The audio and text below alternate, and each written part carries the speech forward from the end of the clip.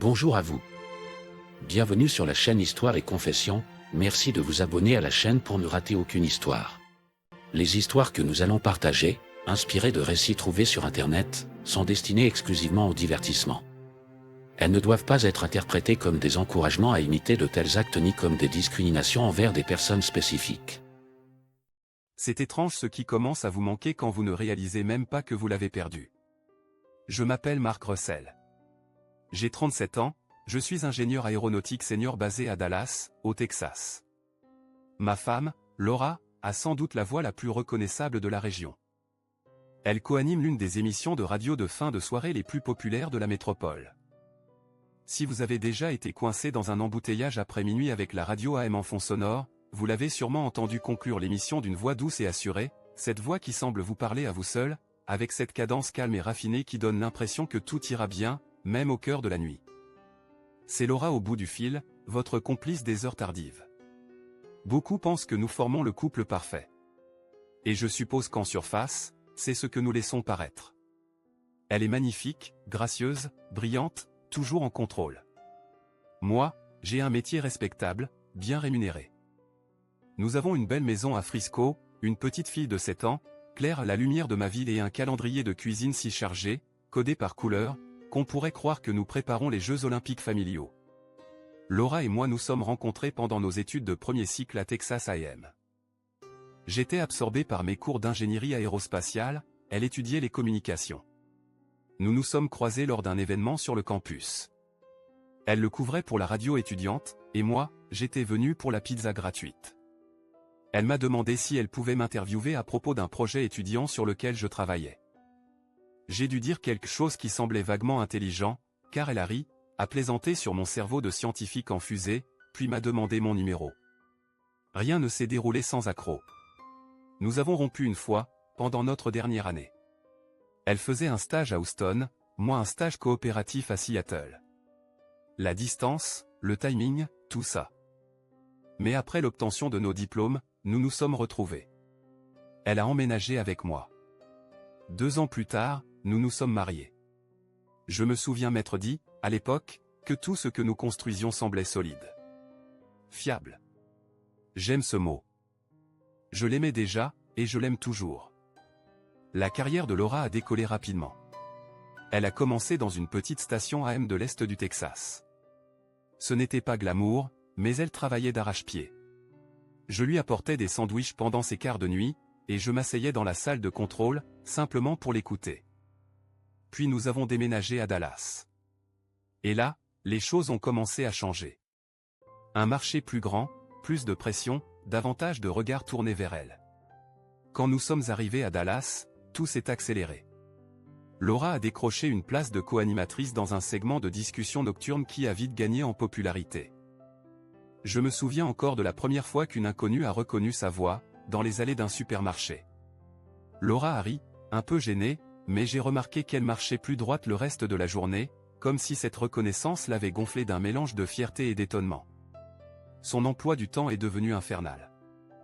Elle commence à se préparer vers 15h, passe à l'antenne à 19h, fait une courte pause, puis revient en direct à 22h. La plupart du temps, elle ne rentre pas avant minuit. Parfois plus tard. Et le matin, quand Claire et moi nous préparons pour l'école et le travail, elle est encore ensommeillée, le regard flou, une tasse de café entre les mains. On échange un sourire, un baiser pressé. Mais les vraies conversations sont devenues rares, presque étrangères. Je gère la plupart des soirées désormais. Dîner, devoir, histoire du soir. Cela ne me dérange pas. Claire et moi, nous sommes proches. Elle est curieuse, vive. Elle me pose des tas de questions sur l'espace comme son père. Mais, depuis peu, elle a commencé à me demander pourquoi maman n'est jamais là quand les étoiles apparaissent. Et je ne sais jamais quoi lui répondre. Ne vous méprenez pas, j'aime Laura. Je l'admire profondément. Mais ces derniers temps, j'ai l'impression que nous ne sommes plus un couple. Plutôt 2 co-directeurs d'une entreprise logistique ultra efficace, chacun concentré sur ses responsabilités. On se croise dans le couloir, on s'envoie des rappels pour les rendez-vous médicaux, les répétitions de piano, les réunions parents-prof. Tout est calé. Huilé. Mais il n'y a plus de musique. Parfois, je reste éveillé dans notre lit, immobile, et je l'écoute dans la salle de bain, essuyant silencieusement son maquillage devant le miroir. Et je me demande, est-ce qu'elle pense à moi aussi? Est-ce que je lui manque, comme elle me manque? Ou suis-je devenu une simple variable dans sa routine, un rouage de plus dans sa mécanique quotidienne? La vérité, c'est qu'elle me manque. La Laura de l'université me manque. Celle qui portait ses cheveux en un chignon désordonné, un sandwich au beurre de cacahuète à la main. Celle qui riait si fort qu'elle en reniflait, les yeux plissés de joie. À l'époque, nous n'avions pas grand-chose. Mais nous étions là, ensemble, au même endroit, au même moment. Aujourd'hui, ce simple fait me semble être un luxe inestimable, un trésor dont je ne sais plus comment m'approcher. C'était un mercredi, un de ces après-midi lents et poisseux du Texas, où l'air semble suspendu, englué dans une mélasse invisible. Darren et moi déjeunions dans la salle de pause de notre boîte d'ingénierie, assis l'un en face de l'autre avec nos restes réchauffés au micro-ondes.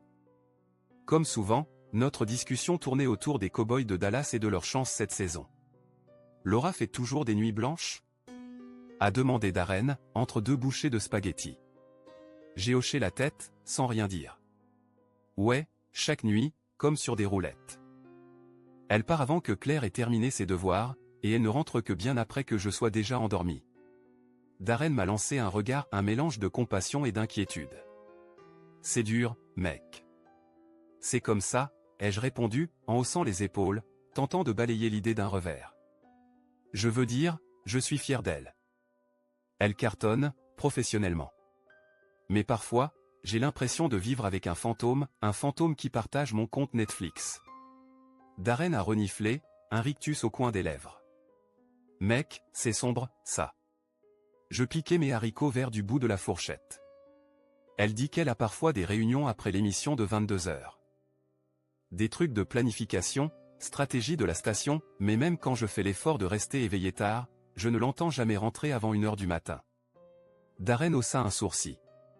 Tu la crois? Je suis resté silencieux. C'était la première fois que quelqu'un me posait la question à voix haute. Et cette simple formulation, aussi banale soit-elle, s'est mise à tourner dans ma tête comme une alarme discrète. Elle flottait dans l'air, légère et menaçante, comme un peu de fumée. Je veux, ai-je dit finalement. Je veux la croire. Mais je ne sais pas. Il s'est penché vers moi, baissant d'un ton. T'as déjà rencontré son patron? Ce type? Martin? Oui, brièvement. Quelques dîners de station. Il nous rend justement visite demain pour discuter d'un partenariat sur des contrats d'aviation. J'ai entendu Janice en parler. Tu devrais lui parler. L'air de rien. Lui demander, comme par curiosité, quel est l'emploi du temps de Laura. J'ai froncé les sourcils. Tu veux que je l'interroge? Que je joue au mari jaloux devant la machine à café? Non, a dit Darren. Clarifie juste. Pose la question comme si c'était anodin.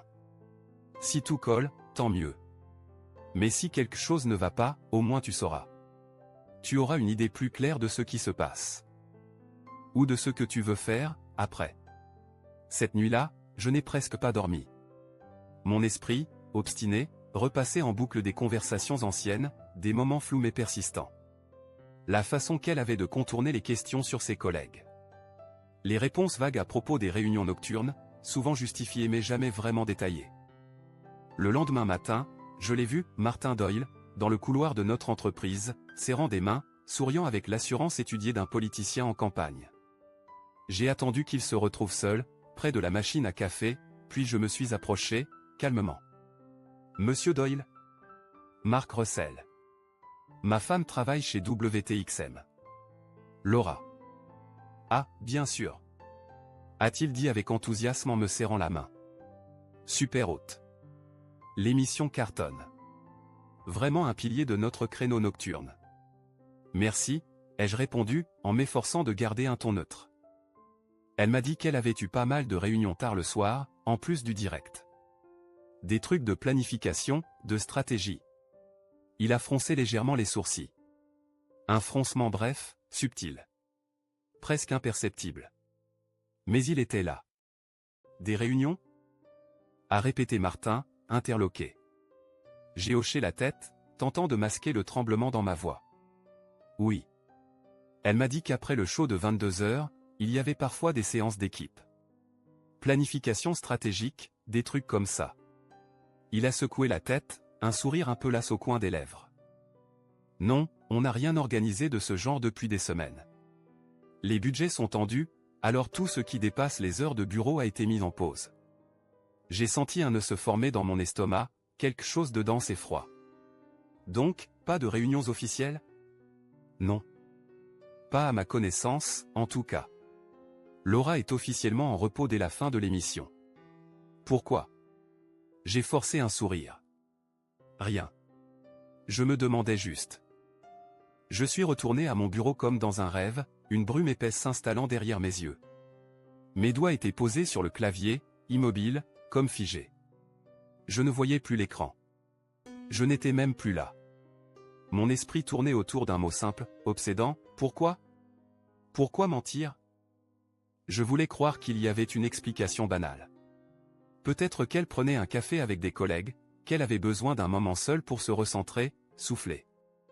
Mais quelque part, tout au fond, une autre sensation a émergé. Un relâchement discret, presque imperceptible. Le genre de desserrage silencieux qu'on ne remarque que lorsqu'il est trop tard, quand les coutures de votre monde commencent à se défaire. Le lundi suivant, les mots sont sortis de ma bouche sans que je les ai vraiment décidés. Je crois qu'elle me trompe. Je l'ai dit à Darren, près du distributeur automatique. À voix basse. Comme une confession. Il a cligné des yeux, surpris. T'en es sûr? J'ai secoué la tête. Non. Mais quelque chose cloche. Et je peux pas continuer à faire semblant. Ça me ronge. Il s'est adossé au mur, parlant à voix basse, comme s'il avait peur que le silence lui-même puisse tout entendre. Tu veux vraiment savoir? Pour de bon? J'ai hésité. Qu'est-ce que tu veux dire? Va à la station. Attends dehors. Si elle dit la vérité, tu verras. Et si ce n'est pas le cas? Il n'a pas terminé sa phrase. Il n'avait pas besoin de le faire. Ce soir-là, j'ai dit à Laura que j'étais pris sur une révision de système imprévue, que je risquais de rentrer tard. Elle n'a pas levé les yeux de son ordinateur, s'est contentée de hocher la tête. Tout semblait normal. Trop normal. Je l'ai regardé se préparer, rangeant méthodiquement ses notes, ses écouteurs, sa bouteille d'eau, son baume à lèvres, tout était à sa place, comme toujours. Le rituel habituel d'une soirée de travail. Claire était déjà chez ma sœur pour le week-end, une sortie scolaire qui la faisait rêver depuis des semaines. Je n'avais aucun empêchement. Aucun témoin. Rien d'autre que cette nuit à moi. J'ai attendu sur un petit parking latéral, non loin du bâtiment WTXM, moteur éteint, phare coupé. Il était 21h45. Le quartier était calme, les rares lampadaires projetaient une lumière pâle sur l'asphalte, et les fenêtres du studio au 3e étage diffusaient cette lueur familière, presque chaleureuse. J'ai attendu, tapotant nerveusement le volant, le souffle court. À 22h58, presque à la seconde près, la porte arrière s'est ouverte. Laura est sortie. Son long manteau ondulait derrière elle comme une voile dans le vent. Elle avait le téléphone collé à l'oreille, la tête légèrement penchée, concentrée. Mais elle ne se dirigeait pas vers sa voiture. Je me suis aussitôt baissé, mon cœur cognant dans ma poitrine, mon souffle suspendu, comme s'il était interdit de faire le moindre bruit. Elle marchait vite, déterminée. C'est pas l'éloigner de tout ce qu'elle m'avait dit. Elle ne s'est pas dirigée vers sa voiture. Elle passa devant, puis bifurqua vers une entrée latérale, une porte sans enseigne, à moitié dissimulée dans l'ombre du bâtiment. Une porte qui semblait oubliée du monde, rongée par le temps, comme si elle n'avait pas été utilisée depuis des années. Mais elle savait. Elle tapa un code sur le clavier et s'y engouffra sans hésiter. Je suis sorti de la voiture, lentement, en me glissant dans l'ombre. Mon cœur battait dans ma gorge. À travers une petite fenêtre en contrebas, je distinguais à peine ce qu'il y avait à l'intérieur.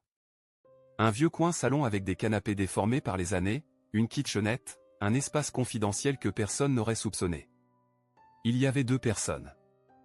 Laura était l'une d'entre elles. L'homme, plus grand qu'elle, dans la quarantaine sans doute, portait une veste siglée du logo de la station.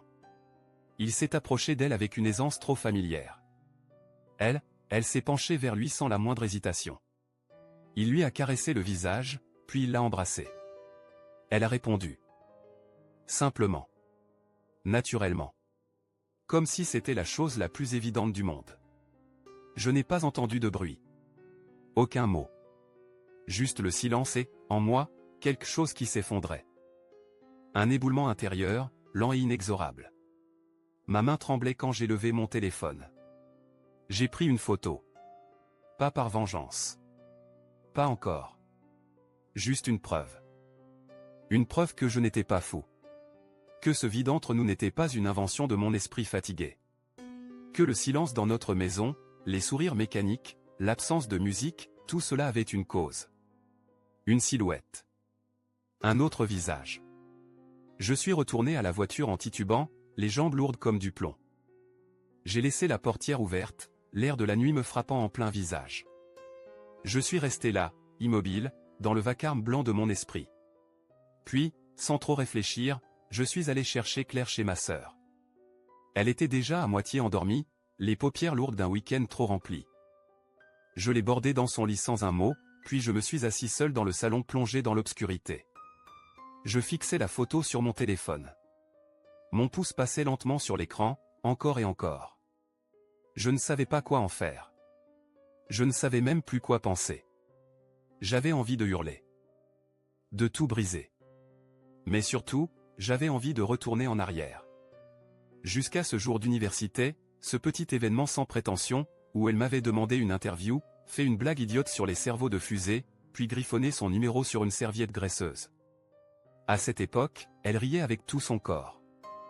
Un rire clair, plein, contagieux. Et maintenant, tout ce que j'entendais, c'était le silence. Alors j'ai attendu. J'ai attendu le bruit de ses clés dans la serrure. J'ai attendu le mensonge qui viendrait, déguisé, enrubanné d'un baiser. J'ai attendu le rôle qu'elle allait jouer, le masque qu'elle allait enfiler pour que tout paraisse comme d'habitude. Mais pas cette fois. Cette fois, je n'étais plus prêt à faire semblant. Je n'allais plus être le seul à y croire. Elle est rentrée à la maison à minuit 14, comme toujours. Une régularité presque cruelle. Je l'attendais, assis à la table de la cuisine, la lumière tamisée, la maison paisible, Claire endormie à l'étage. Elle est entrée. Et elle s'est figée quand elle m'a vu. Sur son visage, j'ai vu le masque vaciller. Un éclair de surprise. Puis de prudence. « À toi de jouer », dit-elle en accrochant son manteau. Sa voix était calme. Plate. Comme si tout cela n'était qu'une formalité. Comme si elle entrait dans une pièce pour livrer un discours déjà préparé. « Tout va bien ?» Je n'ai pas répondu tout de suite. J'ai simplement glissé mon téléphone vers elle, à plat sur la table. L'écran était encore allumé. La photo, bien visible. Le cliché que j'avais pris depuis l'extérieur de la station. Le moment précis où sa bouche trouvait celle d'un autre homme. Elle baissa les yeux vers l'image. Resta figée. Aucun sursaut. Pas même un battement de cils. « Tu veux expliquer ça ?» ai-je demandé. Un silence. Puis un soupir. Léger. Sans peur, sans panique. Ce n'était pas la panique d'une femme découverte. C'était la lassitude d'une femme qui avait cessé de se battre. Tu m'as suivi? C'est ça qui t'importe? J'ai ressenti une montée de colère, sourde et glaciale. Tu m'as menti pendant des semaines, et c'est ça ta question? Elle s'est assise en face de moi, sans toucher au téléphone. Ses mains restaient jointes, calmes. Les yeux baissés, comme quelqu'un qui attend simplement la fin d'un orage annoncé. Ce n'est pas ce que tu crois. J'ai ri. Bref. Froid. Amer. Laura, je vous ai vu. Je vous ai regardé. Je t'ai regardé l'embrasser. C'est exactement ce que je crois. Elle avait l'air lasse à présent. Elle se frottait les tempes du bout des doigts, comme si tout cela, la douleur, l'épreuve, moi n'était qu'une distraction indigne de son énergie. C'est compliqué, dit-elle. Et c'est moi. Elle s'adossa, croisa les bras. Je ne voulais pas que ça arrive. C'est juste arrivé. Ted et moi, on passe beaucoup de temps ensemble hors antenne. Il y a une connexion. C'est simple, c'est, Ted, ai-je répété. Ton co-animateur? Oui, répondit-elle, sans détour. Sans honte. Sans la moindre note de remords. Il écoute. Il me comprend. Moi aussi. Je l'ai fait. Ou je croyais le faire. Avant que tu ne m'exclues. Ses yeux se sont rétrécis. Ne fais pas de ça une affaire personnelle, Marc. Ce n'est pas personnel? Alors de quoi s'agit-il? De Claire, peut-être? Tu disparais chaque soir. Tu mens sur ton emploi du temps. Et maintenant je découvre que ça dure depuis combien de temps, Laura? Elle leva la main, pour m'interrompre. Ce n'est pas sérieux. Ce n'est pas permanent. C'est juste quelque chose dont j'ai besoin en ce moment. Ça ne veut pas dire que je vais te quitter. Je la fixais. Je cherchais un éclat de regret dans son regard. Une fissure. N'importe quoi. Tu ne comptes pas arrêter. Elle secoua la tête, posément. Comme si elle confirmait un détail de calendrier. Non. Écoute, je sais que c'est difficile à entendre, mais je ne renonce pas. J'ai besoin de ça. Et au fond, je pense que tu savais déjà que ça ne marchait plus entre nous. Parce que tu l'as laissé faire. Parce que tu t'es retiré. Et la vie change. Ne retourne pas ça contre moi, ai-je dit, la voix presque brisée. Marc, dit-elle, plus fort cette fois. Nous avons des priorités différentes. Moi, j'ai une carrière. J'ai une voix. Et je ne vais pas m'excuser parce que tu restes accroché à ce que nous étions. À ce souvenir figé d'un campus universitaire et d'un sandwich au beurre de cacahuète. Je la regardais, mais je ne la reconnaissais plus. Elle me parlait comme à un collègue en réunion, pas comme à l'homme avec qui elle avait partagé un lit, une maison, une fille. Je ne peux pas rester marié à quelqu'un qui traite la trahison comme un style de vie. Elle n'a pas scié. Alors demande le divorce. Tu crois que je ne le ferai pas? Elle me regarda droit dans les yeux. Froidement. Précisément. Vas-y. Mais tu sais que c'est un état sans faute. Si on va devant un juge, je pourrais très bien obtenir la garde principale. La maison. La pension pour Claire. Elle ne criait pas. Elle ne menaçait pas. Elle énonçait simplement les faits. Comme si c'était déjà réglé. Tu penses qu'ils vont me punir parce que je veux être heureuse? A-t-elle lancé. J'ai avalé difficilement. Elle s'était déjà levée, avait ouvert le frigo pour prendre une bouteille d'eau, aussi calme qu'après une séance de yoga. Je la regardais, incapable de croire à son détachement. Elle n'était ni en colère, ni honteuse. Elle semblait, au-delà. Au-delà de moi, de ce qu'on avait été, de tout ce que je tentais désespérément de retenir. Je ne me cache plus. Et je ne m'excuse pas. Alors c'était ça. Tu jettes tout ça pourquoi, Laura? Ai-je demandé. Pour une intimité bon marché? Quelques textos et des regards en coulisses? Elle s'était déjà tournée vers le couloir, sans même m'adresser un dernier regard. Elle s'arrêta un bref instant, juste assez longtemps pour dire « Grandis, Marc. T'es pas la victime ici. » Et elle disparut dans la chambre. Je suis resté là, figé, le souffle court. Pas seulement à cause de ce qu'elle avait fait, mais surtout à cause de ce qu'elle n'avait pas fait, elle n'avait pas pleuré, ni imploré, ni même essayé de réparer quoi que ce soit. C'était comme si tout cela n'avait jamais eu de poids. Comme si notre vie entière pouvait être balayée comme un vieux fichier supprimé. Le vendredi suivant, Darren n'eut même pas besoin de me poser la question. Il me vit m'affaler dans la salle de pause, un sandwich au goût de carton à la main, et sut que le verdict était tombé. Elle l'a admis, dis-je simplement en déchirant l'emballage d'un geste sec. Elle n'a même pas essayé de nier. Il cligna des yeux, abasourdi. Attends, elle a admis l'affaire? Ouvertement? Oui. Avec Ted. Son co-animateur. Je secouai la tête, hanté encore par ces mots. Je ne m'excuse pas. J'en ai besoin. Ça tournait en boucle dans ma tête comme une chanson grésillante, impossible à arrêter. Darren se pencha, la voix basse. Et maintenant? Tu vas faire quoi? Je n'en sais rien, ai-je murmuré. Elle a la loi de son côté. La garde. La maison. La pension. Tout. Il hocha lentement la tête, réfléchissant. Alors il faut changer l'opinion publique. Je levai les yeux, surpris. Comment ça? Il se pencha davantage. Tu as dit que tu l'avais enregistré, non? Quand elle a avoué.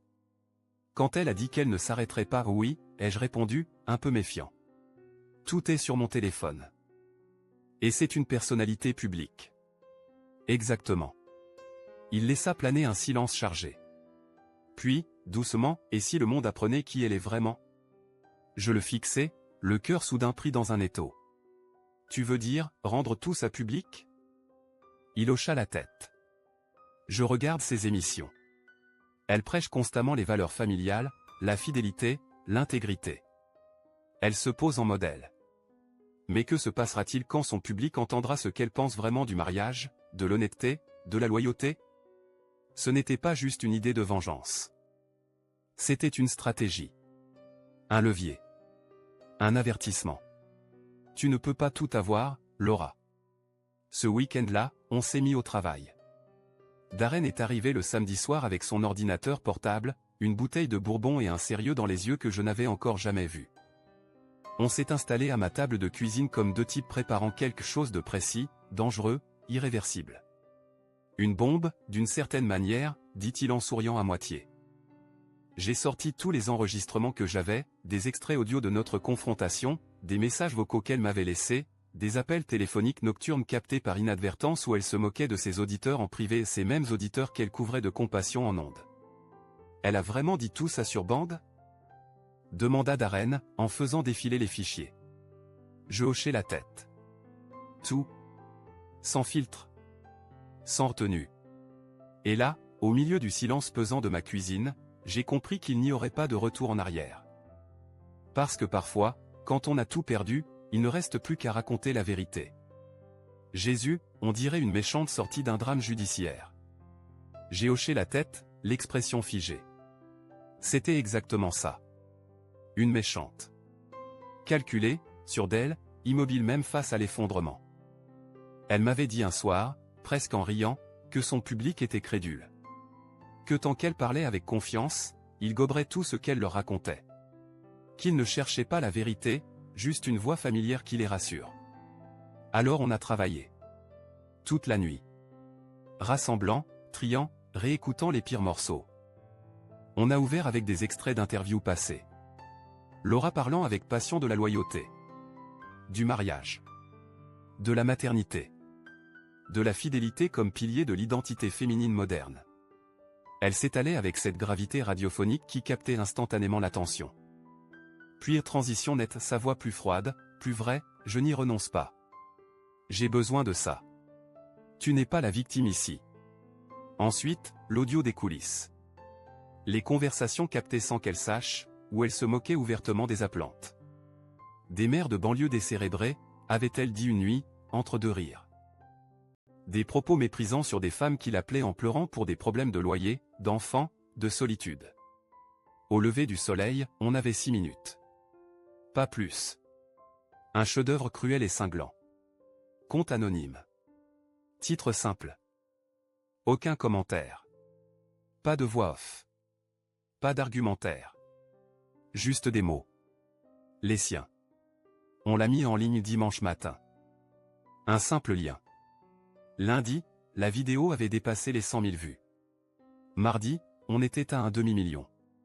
Je regardais sans parler, rafraîchissant la page, voyant les commentaires pleuvoir. Des auditeurs furieux. Des fans stupéfaits. Des gens qui l'avaient écouté pendant des années et qui juraient maintenant qu'ils ne remettraient plus jamais les pieds sur sa fréquence. Darren a envoyé le lien à 2 blogs spécialisés dans les médias. Des gars qu'il connaissait vaguement. Ils ont sauté dessus. La reine de la radio nocturne prise en flagrant délit, hypocrisie, trahison et cruauté envers son propre public. Cet après-midi-là, la vidéo était en une d'un site de surveillance médiatique locale. Les forums explosaient. Les partages se multipliaient. Le nom de Laura circulait, disséqué, tourné, analysé, vilipendé. Et moi, pendant ce temps, je faisais les valises de Claire. Sans précipitation.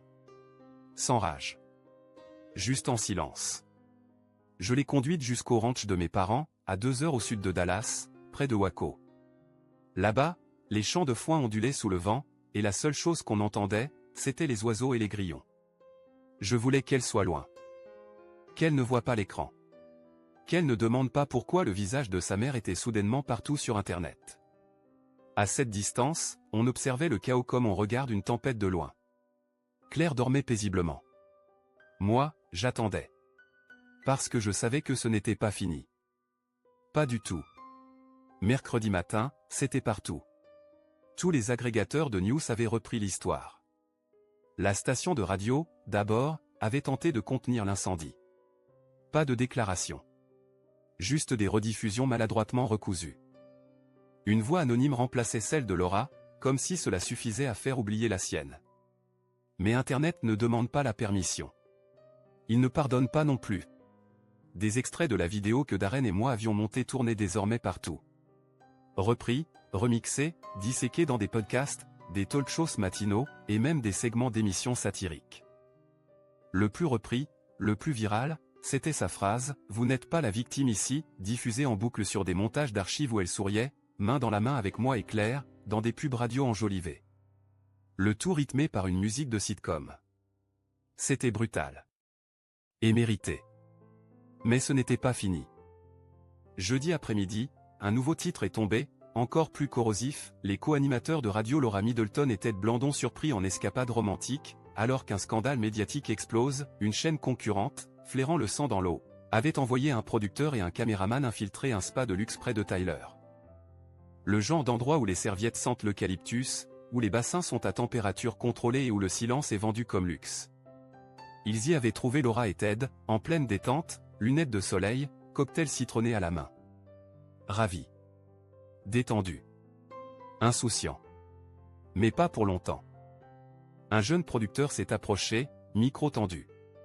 Laura, un mot sur les fuites audio? Votre mariage est-il officiellement terminé? Ted est-il encore votre co-animateur, ou juste votre plus un? Laura avait tenté un rire. Un de ces rires froids, creux, qui ne trompent personne. Elle avait glissé ses lunettes comme un masque. Ted, lui, avait pâli immédiatement. Et puis, dans le cadre, une autre silhouette était apparue. Une femme. Carrée, sobre, en blazer bleu nuit. Mon avocate. Elle s'est avancée, déterminée, le regard dur comme l'acier. Laura Middleton, a-t-elle dit à haute voix, bien articulée pour la caméra. Vous avez été officiellement notifié. Laura a cligné des yeux, confuse. Quoi? L'avocate a sorti une enveloppe Kraft. Demande officielle de divorce au nom de Mark Russell. Vous êtes également exclu de la résidence de Frisco, conformément à la motion d'urgence déposée ce matin. La caméra n'a rien raté, le visage de Laura figé, Ted marmonnant quelque chose avant de reculer d'un pas comme si elle venait d'exploser, les employés du spa bouche bée, l'un d'eux abaissant lentement un plateau de smoothie, figé dans une étrange révérence. Ce soir-là, toutes les stations locales ont repris les images. Même les blogs nationaux en parlaient. La reine de la radio déchue devant les caméras, au cœur d'un scandale conjugal et médiatique. Animatrice conservatrice surprise en train de ridiculiser ses fans, son mari, et son propre discours sur la famille. Je regardais tout ça depuis le salon du ranch de mes parents, une bière dans une main, Claire blottie contre moi, somnolente, ignorant encore la véritable portée de ce tumulte. Pour elle, tout cela n'était qu'un bruit confus, une agitation d'adulte dans laquelle elle n'avait pas sa place. Et je faisais tout pour que cela reste ainsi, encore un peu. Le lendemain, WTXM a publié l'inévitable, à compter d'aujourd'hui, nous nous séparons de Laura Middleton et de Ted Blandon. Nous les remercions pour leur contribution. Leur panneau d'affichage, installé près de l'Interstate 35, a été défiguré dans la foulée. Quelqu'un avait peint en lettres noires et rageuses, menteur et perdant, sur le visage souriant de Laura. Cela a fait la une du journal télévisé de 18h. Darren m'a envoyé une photo granuleuse du panneau tagué, accompagné d'un message laconique, « Justice ». En Helvetica gras. Ça aurait dû ressembler à une victoire. Et d'une certaine façon, ça l'était. Mais pour moi, c'était surtout comme reprendre enfin une grande respiration après avoir été maintenu sous l'eau bien trop longtemps. Comme retrouver une gravité normale après des mois en apesanteur. Elle avait tout brûlé. Notre vie. Sa carrière. Sa réputation. Et elle se tenait là, au milieu des cendres, comme si rien n'était de sa faute. Mais maintenant, ce n'était plus ma vérité contre sa version. Maintenant, tout le monde pouvait voir. Je me suis tenu là, ce soir-là, sur le porche arrière du ranch. Une bière froide à la main. Le ciel du Texas s'étendait au-dessus de moi, vaste, blanc, silencieux. Et j'ai laissé ce silence m'envahir. Il ne faisait plus peur. Pas ce soir. C'était fait. Ce n'était pas la guérison qui comptait, pas encore. C'étaient les dégâts. Et ces dégâts-là avaient enfin été vus, éclairés en plein jour. Elle avait craqué l'allumette. Elle avait regardé brûler ce que nous avions construit, et maintenant, tout ce qui restait, c'était les cendres et la clarté. Il fallut quelques semaines pour que la poussière retombe. Les avocats, les formulaires, les signatures, les rendez-vous froids dans des bureaux encore plus froids. Mais une fois que les gros titres se furent dissipés, que les caméras avaient cessé de la pourchasser et que l'opinion publique était passée à un autre scandale, Laura est devenue silencieuse. Elle ne se battait plus. Pas contre le divorce. Pas pour la maison. Pas même pour Claire. Son avocat, un type pressé, qui parlait comme s'il vendait des assurances à la minute et qui portait des lunettes de soleil même en intérieur, avait appelé le mien avec une déclaration laconique: « Ma cliente souhaite que tout soit réglé discrètement. » Discrètement. Après tout ça. Après les photos, les vidéos, les aveux en boucle sur Internet, elle voulait la discrétion. Je n'ai même pas pris la peine de répondre. Quand les papiers sont arrivés sur mon bureau, je les ai signés sans hésiter. Le tout fut finalisé un jeudi matin. Le juge n'a même pas levé la tête. Il a simplement parcouru l'accord d'un œil distrait et a hoché la tête. Tout semblait si administratif, si déshumanisé. Comme si rien de tout cela n'avait été une vie. Claire était restée avec ma sœur ce jour-là. Je ne voulais pas qu'elle voie la salle d'audience, même pour 10 minutes. Même en silence. Laura n'était pas là. Son avocat avait tout géré à distance, comme s'il s'agissait d'un échange de biens. Quand je suis rentré à la maison, la boîte aux lettres contenait la confirmation formelle, garde exclusive. Maison conservée. Routine préservée. École inchangée. Calendrier de cuisine intact. Tout ce qui faisait notre vie était encore là. Sauf elle. Sa seule demande, 2 appels vidéo par mois, 30 minutes chacun. Pas de visite. Pas de présence. Juste une voix à travers un écran. Elle avait déjà accepté un poste dans un collège communautaire à Portland, où elle enseignait désormais la communication. Ironie. Apparemment, il était difficile de trouver du travail à la radio quand votre nom circulait dans les pires contextes possibles. Bon débarras. Ce vendredi-là, Darren et sa femme Amanda nous ont invités à dîner. Un barbecue simple, du vin, des rires. Leur cour arrière était un terrain de jeu désordonné, vivant.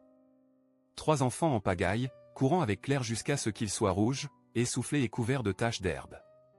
Le genre de soirée qui respire la normalité. Le genre qu'on ne sait plus qu'on a besoin, jusqu'à ce qu'elle vous enveloppe. Amanda m'a serré longuement dans ses bras quand nous sommes arrivés. « J'espère que tu le sais », murmura-t-elle. « Tu as fait ce qu'il fallait. »« Je sais », ai-je répondu. Et je le pensais vraiment. Mais ma voix s'est quand même brisée.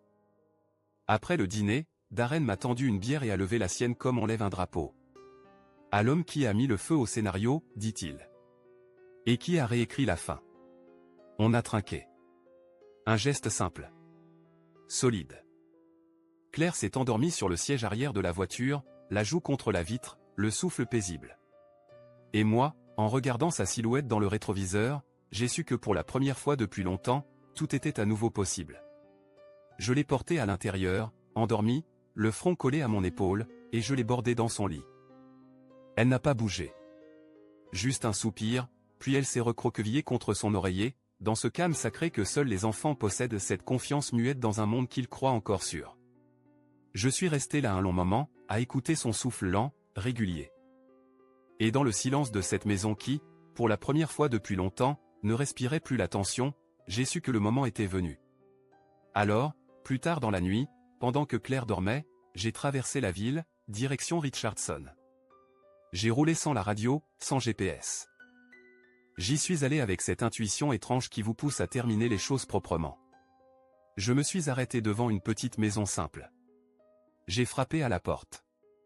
C'est Rachel qui a ouvert, la femme, ou plutôt l'ex-femme de Ted, maintenant. Elle avait l'air surprise, oui. Mais pas en colère. Marc, dit-elle doucement. Je me demandais si, peut-être. Je me suis arrêté. Tu mérites de savoir. Je lui ai tendu un dossier. Rien de spectaculaire, juste les faits, des copies d'enregistrement, des captures d'écran, des transcriptions. Pas de commentaires. Pas de colère dans mes gestes. Elle a pris le tout sans un mot. Puis elle m'a invité à entrer. On s'est installé à sa table de cuisine, deux inconnus liés par une même cicatrice. Pendant plus d'une heure, on a partagé nos morceaux. Elle m'a raconté les mêmes mensonges que j'avais reçus, les réunions qui n'existaient pas, l'alchimie professionnelle qui avait glissé hors du cadre. Elle ne pleurait pas. Pas ce soir-là. Elle avait cette même expression que j'avais portée moi-même, quelques semaines auparavant, vide, mais debout. Avant de partir, je lui ai glissé la carte de mon avocat. Il est bon, ai-je dit. Elle m'a regardé. Vraiment bon? J'ai souri faiblement. Toi aussi. Je ne sais pas ce qui vient ensuite, pas encore, a-t-elle répondu. Mais tu ne l'attends plus. Et elle avait raison. Je ne l'attendais plus. Laura appartenait à un autre chapitre. Moi, j'étais déjà rentré à la maison. Et personne ne pourrait plus me l'enlever. Quelques mois plus tard, j'ai mis ma vie en carton. J'ai rangé les jouets, les livres, les souvenirs d'une maison trop pleine de souvenirs devenus lourds. Même le vieux fauteuil inclinable que Claire refusait qu'on jette. Puis nous avons quitté Dallas. Nous avons déménagé à Houston, début printemps. Une entreprise d'ingénierie privée m'avait proposé un poste. Conception de structure pour jet d'affaires. Poste senior, horaire flexible, meilleur salaire et surtout, une coupure nette. Je n'ai pas hésité. Claire n'a même pas pleuré en partant. Elle s'est simplement retournée vers moi, sa valise à roulettes en main, et m'a demandé, est-ce qu'on aura un jardin assez grand pour un trampoline? On en a trouvé un. Un petit jardin, une maison de plein pied dans une rue calme, à 2 pas d'un parc. Claire s'est fait des amis dès la première semaine. Comme toujours. Elle est comme ça, elle se tourne vers la lumière, même dans l'ombre. Moi, j'étais occupé. À déballer, à tenir les délais au boulot, à préparer les dîners à l'heure, à ne pas sauter les histoires du soir. Le rythme d'un père célibataire, ajusté au millimètre, sans place pour l'improvisation. Puis, un samedi, je suis entré dans une maison ouverte. Juste pour flâner. Pas l'intention d'acheter. Juste, curieux. Distrait. Et c'est là que je l'ai revue. Rachel. Elle se tenait près de l'îlot central, presse-papier en main, blazer gris et jean, une étiquette d'agent immobilier fixée au revers de sa veste. Elle souriait. Pas surprise. Pas nerveuse. Juste, comme si elle m'attendait. Marc Russell, dit-elle, un sourire dans la voix. Loin de Frisco. J'ai ri. Rachel Blandon, je ne savais pas que tu étais à Houston. Je ne savais pas que toi non plus. On s'est souri. Rien d'appuyé. Juste cette reconnaissance étrange que la vie, parfois, recoue ses fils en silence. Je lui ai parlé de mon nouveau travail, de l'entreprise d'aviation, des horaires plus doux. Elle m'a raconté son installation, il y a 2 mois à peine. Nouveau départ, nouveau permis, nouvelle version d'elle-même en reconstruction. Ce langage, je le comprenais. Je le parlais aussi. Je suis quand même allé visiter la maison. Rien d'exceptionnel, un couloir étroit, un salon modeste, un jardin minuscule. Mais elle marchait avec moi, m'expliquait les petits détails, me parlait d'un bon district scolaire, me posait des questions sur Claire. À un moment, elle s'est arrêtée devant une porte et m'a dit qu'elle pouvait m'imaginer ici, avec ma fille. C'était simple. Naturel. Avant de partir, on a échangé nos numéros. Elle a précisé, avec un sourire, pas pour une visite. Au cas où. Le lendemain, j'ai reçu un texto. Rien de personnel, pas encore. Juste une annonce de maison. Une idée. Un lien vers un vide-grenier dans le quartier. Puis d'autres messages ont suivi. Des recommandations de resto. Des blagues sur la météo texane. Des nouvelles de son fils, de son adaptation à la nouvelle école. On échangeait de plus en plus. Une semaine est devenue 2. Puis 3. Et avant même de m'en rendre compte, je scrutais mon écran avec une impatience que je n'osais pas m'avouer. Quand on est enfin sorti, vraiment sorti, ce n'était pas un rendez-vous glamour.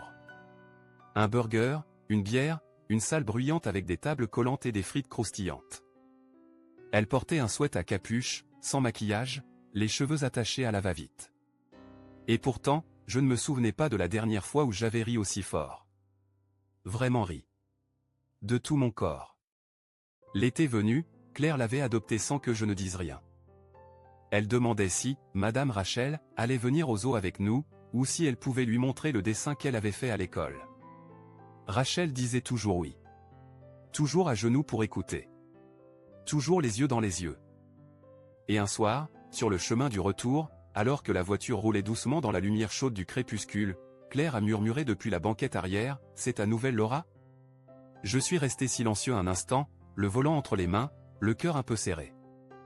J'ai jeté un coup d'œil à Rachel, qui regardait par la fenêtre, le visage paisible. Puis j'ai dit, non, ma puce. C'est juste Rachel. Et c'est parfait comme ça. Laura appelait encore parfois. 2 fois par mois, à heure fixe, par vidéo.